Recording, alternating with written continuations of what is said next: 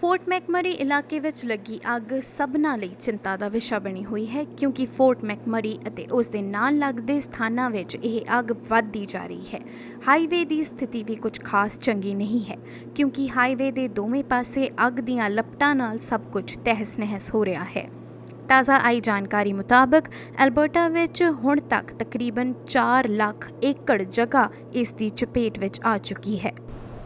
It's still currently at this time at 156,000 hectares. We are just entering into the most active part of the day. We still expect the fire to grow to the northeastern section here and connect with this fire. And again, we feel that there's a good potential that that fire will reach the Saskatchewan border by this evening. We expect extreme fire behavior through most of the day in those forested areas, and it continues to move away from the community, but it will continue to be a challenging day for firefighters. We do expect that the fire will continue to move away from the communities and the oil sands facilities, but we do expect the fire to bump up against the edge of the south end of the Suncor facility today. These sites are very resilient to wildfire, largely because they're free and clear of vegetation and trees. And also, I just want to remind folks that they also have highly trained industrial fire departments that know how to respond to these incidents. ਇਸ ਅੱਗ ਦੀ ਰਫ਼ਤਾਰ ਵੱਲ ਵੇਖਦੇ ਮੰਨਿਆ ਜਾ ਰਿਹਾ ਹੈ ਕਿ ਆਉਣ ਵਾਲੇ ਕੁਝ ਸਮੇਂ ਵਿੱਚ ਹੀ ਇਹ ਸਸਕੈਚੁਅਨ ਇਲਾਕੇ ਤੱਕ ਫੈਲ ਸਕਦੀ ਹੈ ਕਿਉਂਕਿ ਮੌਸਮ ਦੀ ਖੁਸ਼ਕੀ ਦੇ ਨਾਲ ਤਾਪਮਾਨ ਵਿੱਚ ਵਾਧਾ ਅਤੇ ਲੂ ਵੀ ਮਹਿਸੂਸ ਕੀਤੀ ਜਾ ਰਹੀ ਹੈ। ਤਾਜ਼ਾ ਆਂਕੜਿਆਂ ਮੁਤਾਬਕ ਤਕਰੀਬਨ 55,000 ਪੀੜਤਾਂ ਦੇ ਰਿਸੈਪਸ਼ਨ ਸੈਂਟਰਾਂ ਵਿੱਚ ਹੋਣ ਦੀ ਜਾਣਕਾਰੀ ਹੈ।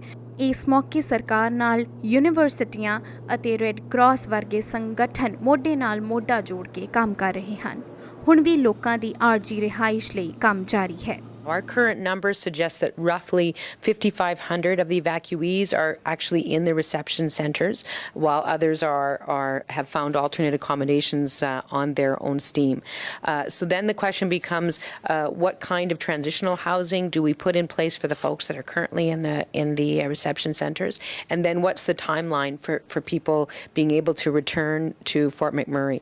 So a lot of that planning depends first on people registering at Red Cross so that we know where they are and what their needs are.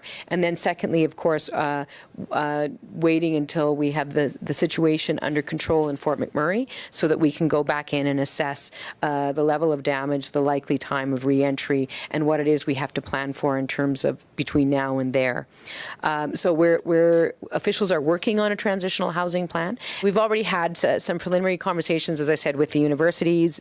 We know that there's residences that are available, NAIT, SAIT, U of C, U of A. So those are our preliminary options.